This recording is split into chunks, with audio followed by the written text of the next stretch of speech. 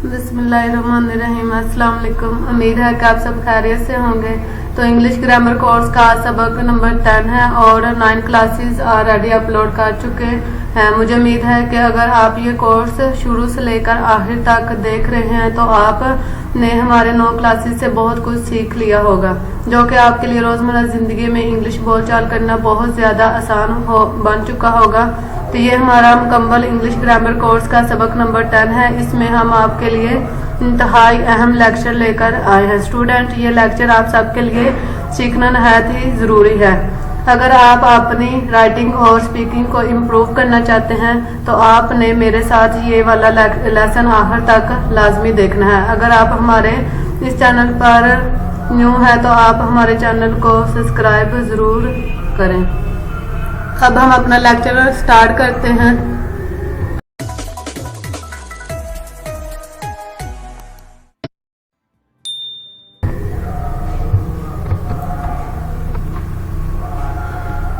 पिछले सबक का जो खुलासा था वो था ऑल प्रेपोजिशंस विद एग्जांपल। मसलन पीछे जो लेसन था उसमें हमने ऑल प्रेपोजिशंस के बारे में डिटेल से बताया था। तो हमारा आज का जो सबक है उसमें हम नाउन एंड इट्स टाइप के बारे में बात करेंगे। मसलन इसम और इसकी तमाम किस्मों के बारे में आज हम बताएंगे। तो नाउन क्या होता है? वो लफ्ज़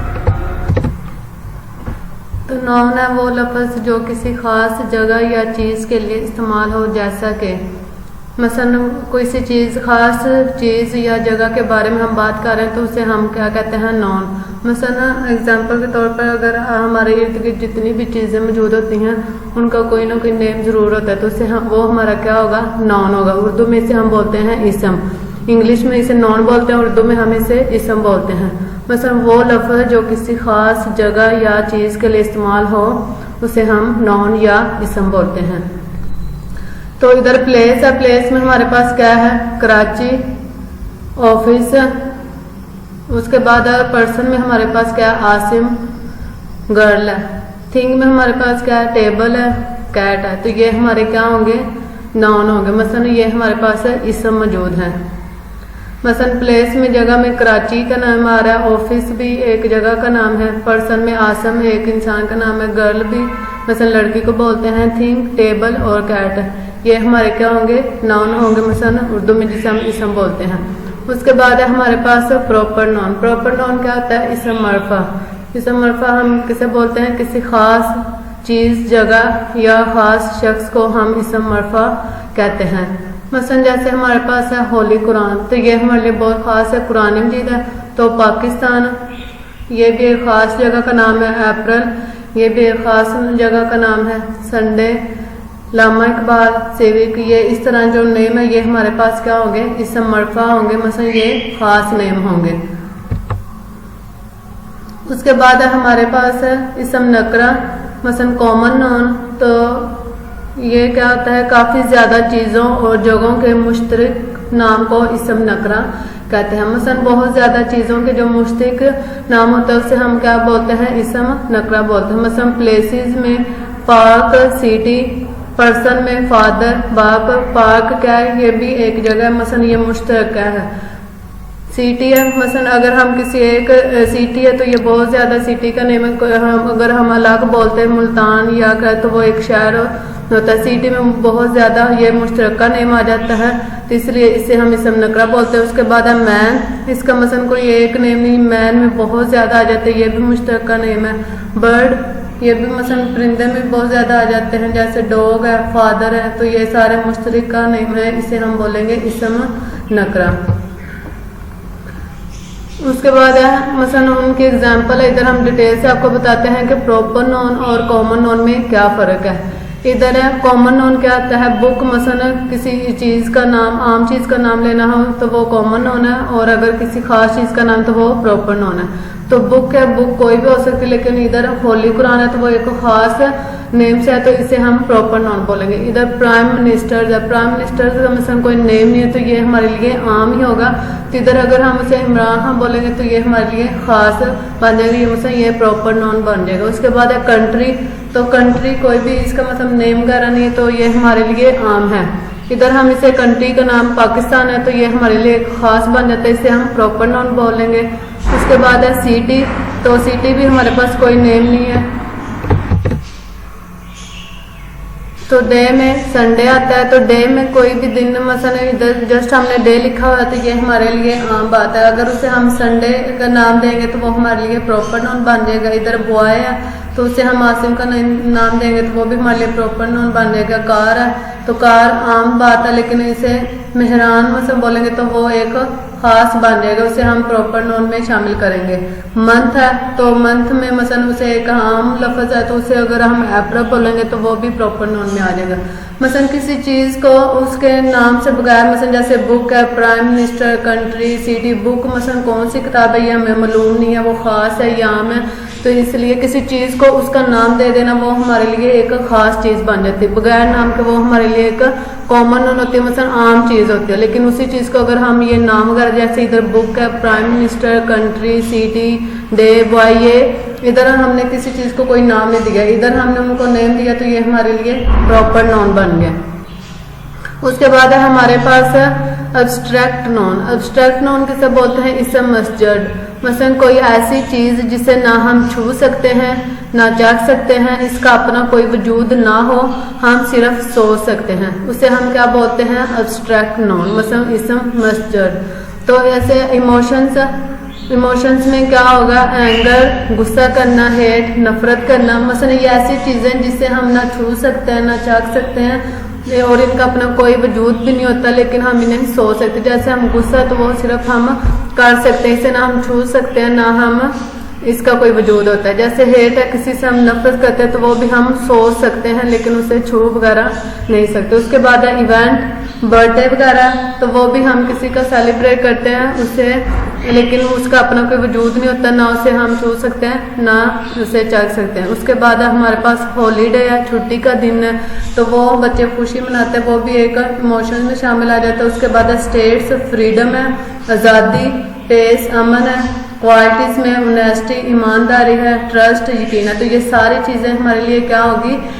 सब्स्ट्रैक्ट नाउन होगी, मसलन जिन्हें हम ना, ऐसी चीज़ें जिसे ना हम छू सकते हैं ना चाख सकते हैं और इनका अपना कोई वजूद नहीं, जस्ट हम इन्हें सोच सकते हैं। तो ये सारी चीज़ें हम सोच, जैसे फ्रीडम है, हम आज़ादी को भी सोच सकते हैं, ईमानदारी ये भी एक सोच है, ट्रस्ट, यकीन, पेस, अमन, हॉलीडे, छुट्टी का दिन, तो ये सारी चीज़ें जिन्हें हम सोच सकते हैं, फील कर सकते हैं, लेकिन हम इन्हें छू या चाख नहीं सकते।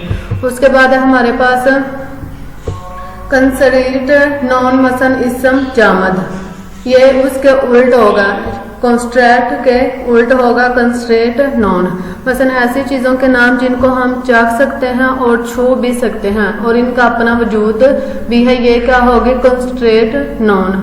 तो इसमें क्या है? हमारे पास हेयर है, बाल है, इन्हें भी हम छू सकते हैं, टेबल है, इसे भी हम छू सकते हैं, हेड, सर है, इसे भी हम छू सकते हैं, वाटर, पानी वगैरह, उसे हम छू सकते हैं, मनी, पैसा वगैरह, उसे भी हम छू सकते हैं, पेन, तो कलम वगैरह, उसे भी हम छू सकते हैं। ये हमारे पास क्या होगा? कंस्ट्रेट नॉन होगा। मसलन ऐसी चीज़ें जिन्हें हम छू सकते हैं या चाख सकते हैं, इन्हें हम क्या बोलेंगे? इसम जामद। तो पीछे हमने जो पढ़ा था उसमें क्या था कि उन्हें हम ना छू सकते हैं ना चाख सकते हैं, वो हमारे क्या हो गया? कंस्ट्रेट नॉन होगा। उसके बाद हमारे पास अहम नोट है कि अब्स्ट्रैक्ट एंड प्रॉपर नॉन हमेशा ऐसे नाउन्स हैं जिनको हम शुमार नहीं कर सकते, मसलन इनको हम शुमार नहीं कर सकते जो हमारे पास अब्स्ट्रैक्ट एंड प्रॉपर नाउन है। उसके बाद हमारे पास जो कॉमन एंड कंस्ट्रेंट नाउन है, हम इनको शुमार कर सकते हैं। उसके बाद है कंपाउंड नाउन। कंपाउंड नाउन क्या होता है? इसम मरकब, वो इसम जो एक से ज्यादा अल्फाज पर मुश्तमल होते हैं उन्हें हम क्या बोलते हैं? कंपाउंड नाउन, मसलन इसम मरकब।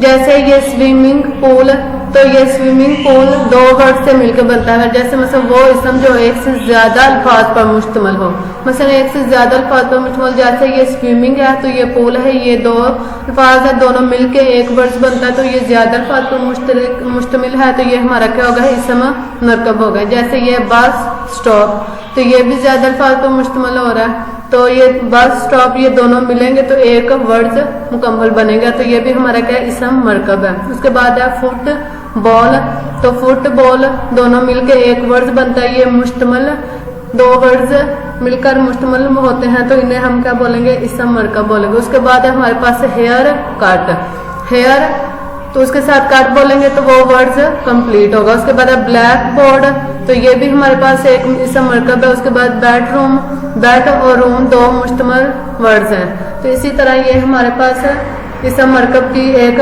एग्जाम्पल है।